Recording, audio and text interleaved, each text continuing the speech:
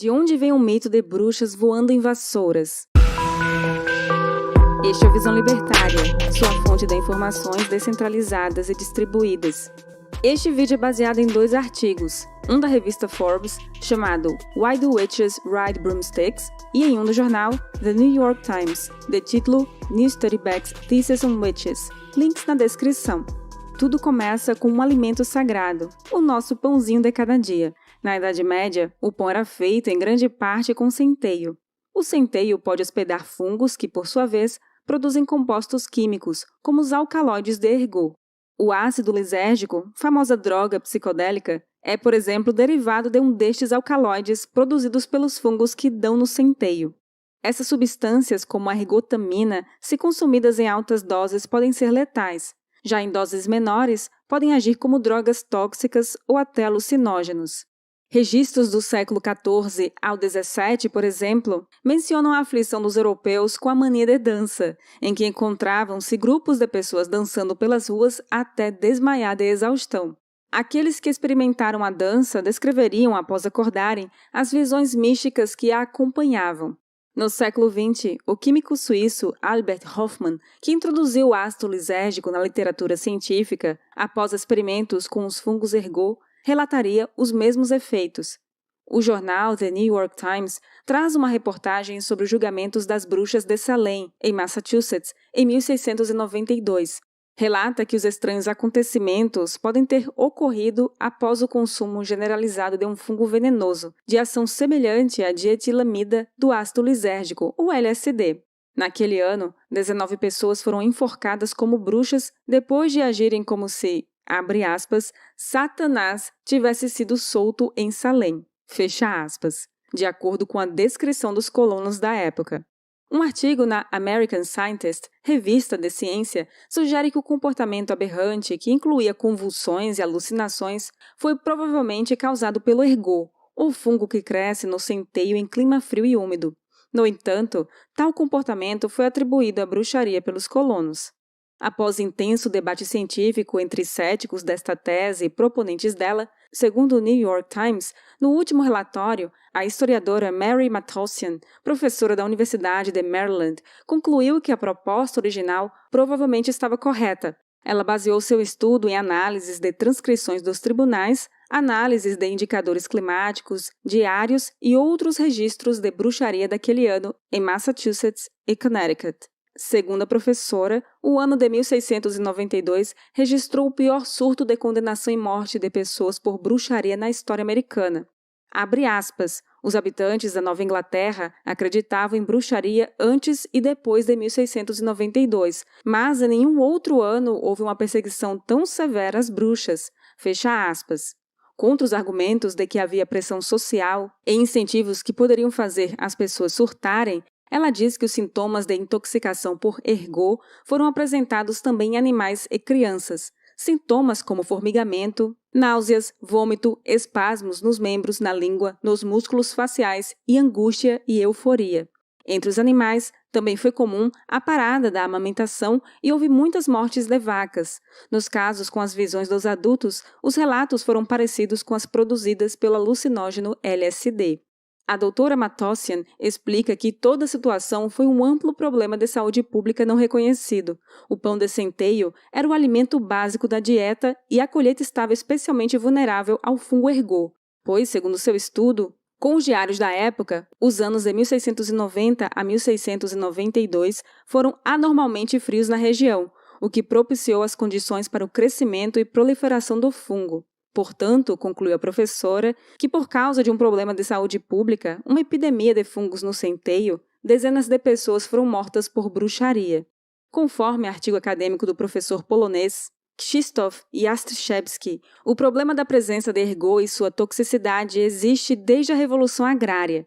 Há evidências históricas de sua presença em inúmeras culturas, desde os assírios, 600 anos antes de Cristo, passando pela Roma Antiga, que é o século I antes de Cristo, até a Europa medieval. Conduzindo experimentos em animais alimentados com ergot, foi somente em 1670 que o cientista Thuillier vinculou a presença de ergot no pão de centeio às epidemias. Após a consolidação deste conhecimento no século XVIII, então, Lab-Tessier propôs medidas preventivas que nada mais eram que a limpeza obrigatória de grãos, lembrando à nossa audiência que a teoria sobre os germes, organismos microscópicos, capazes de causar doenças infecciosas, só seria desenvolvida formalmente no século XIX. Atualmente, a presença de fungos e seus esporos em cereais não é mais um problema. Técnicas de limpeza de grãos usadas em moinhos removem até 82% do ergot contido neles. Além disso, o processo de cozimento do pão permite a redução da concentração de alcaloides. Ok, mas onde entra o mito das bruxas voando em vassouras nisso tudo? Pois bem, as imagens de bruxas voando pelo céu noturno, montadas em vassouras, remontam a séculos de existência, desde pinturas, quadros, até na tradição oral popular. No entanto, será necessário manter o suspense por mais alguns minutos, porque se mostra necessária uma breve explicação de como o corpo humano lida com estes compostos alucinógenos para se elucidar o papel das vassouras nisso tudo. Acontece que o fígado é o órgão responsável por metabolizar os compostos tóxicos, a fim de transformá-los quimicamente no sentido de reduzir seu potencial nocivo ao organismo. O intestino também pode atuar nesse sentido, mas o principal órgão nessa função é o fígado. O ponto é que, quando o tóxico é ingerido pela via oral, ele necessariamente sofre a ação do fígado ou do intestino antes de cair na corrente sanguínea, e dependendo do metabolismo da pessoa, o efeito da substância pode ser alterado, atenuado ou até mesmo suspenso. Quando o químico chega à corrente sanguínea, é que ele, então, pode ser distribuído ao sistema nervoso ou até mesmo ao cérebro. Por exemplo, no cacau tem-se uma molécula chamada anandamida, que é capaz de se ligar aos receptores canabinoides no cérebro e agir como uma droga psicoativa. No entanto, a substância é logo quebrada, após a ingestão oral, por uma enzima do fígado. O cacau também tem feniletilamina, que é um tipo de anfetamina, e esta, por sua vez, é metabolizada no intestino, também não indo parar na corrente sanguínea. Dessa forma, esses tóxicos não chegam ao cérebro. Como registra o site do G1, houve uma moda em 2016 de jovens inalando cacau com vaporizador, com os psicoativos indo diretamente para o cérebro, e os testemunhos indicam que os efeitos produzidos foram semelhantes aos efeitos da droga êxtase. Cabe salientar que não à toa estamos nos referindo a estes compostos como tóxicos. Em hipótese nenhuma está sendo recomendado o uso deles, pois dependendo do organismo da pessoa, pode causar psicose ou até a morte. Os efeitos alucinógenos dos alcaloides dos fungos ergot são mais semelhantes aos efeitos da bebida xamânica conhecida como chá de ayahuasca, pois os ativos, tanto do fungo quanto do chá, se ligam aos receptores de serotonina do cérebro. Essas substâncias, tanto do fungo quanto do chá, possuem naturalmente dificuldade de alcançar o cérebro através da ingestão oral. As tribos nativas da região amazônica, entre elas inclusive o Império Inca, resolveram o problema da bebida xamânica através de séculos de experimentação, ao misturarem duas plantas diferentes. O psicoativo é uma triptamina, de abreviação DMT, que é encontrada nas folhas da planta chacrona, mas que seria metabolizada por uma enzima do corpo chamada monoamina oxidase, o que suspenderia o seu efeito. No entanto, ao misturar o cipó chamado CAAP, essa planta possui químicos que atuam inibindo a atividade da enzima. Assim, o DMT, que seria oxidado, perdendo função, consegue atravessar toda a mucosa do estômago e do intestino, chegando à corrente sanguínea, podendo ir para o cérebro e se ligar aos receptores de serotonina. Além dos efeitos como vômito, náuseas, formigamento, também são relatadas as mirações. São narrados os chamados voos da alma, ou as viagens astrais, em que há a percepção de que a pessoa está flutuando ou voando no céu, acima da terra, acima do oceano, acima de rios, florestas e até mesmo fora do planeta. Aliás, também há o contato com outros seres, o que Carl Jung provavelmente chamaria de acesso consciente às manifestações do inconsciente coletivo, mas que, dependendo da cultura do usuário, são tratados como visão de santos ou de espíritos, ou entidades, ou animais que falam, ou deuses, ou duendes, ou elfos, ou alienígenas. Por exemplo, nos relatórios do médico Rick Strassman, que investigou essas substâncias, especialmente o DMT, Seus pacientes relataram, entre muitas coisas, serem capazes de voar e conversar com alienígenas.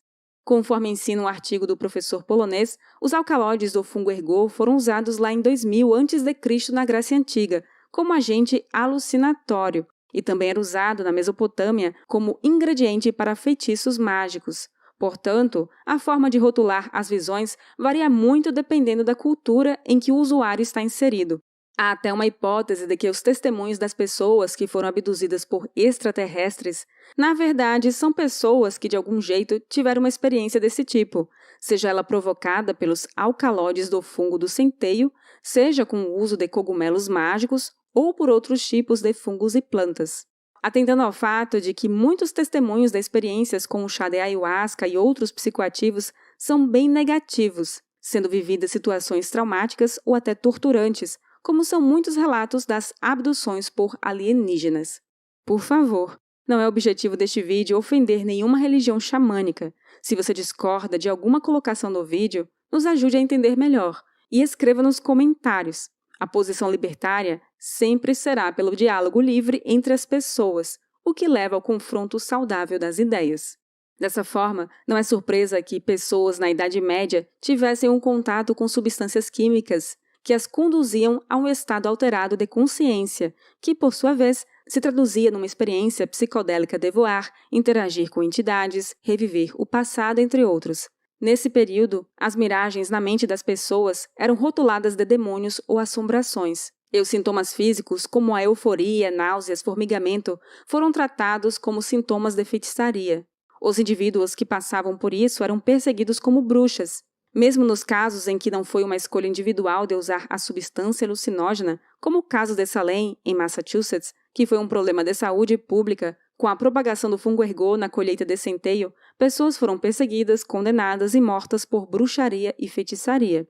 O libertarianismo é, por definição, individualista, isto é, enfatiza o direito básico do sujeito a decidir os próprios assuntos sem ter que submeter-se a uma estrutura de coerção que ele não tenha explicitamente concordado previamente. O mesmo libertarianismo preza pela individualidade humana em toda sua diversidade, inclusive preza pelas pessoas que, rotuladas de comportamento esquisito, acabam sendo, de uma forma ou de outra, marginalizadas pela parte majoritária da sociedade. Cabe lembrar que esses indivíduos jamais firmaram um contrato com a sociedade em que nasceram e que muitas vezes não têm a possibilidade de simplesmente trocar de localização geográfica de onde vivem para outra, onde se sentiriam melhor.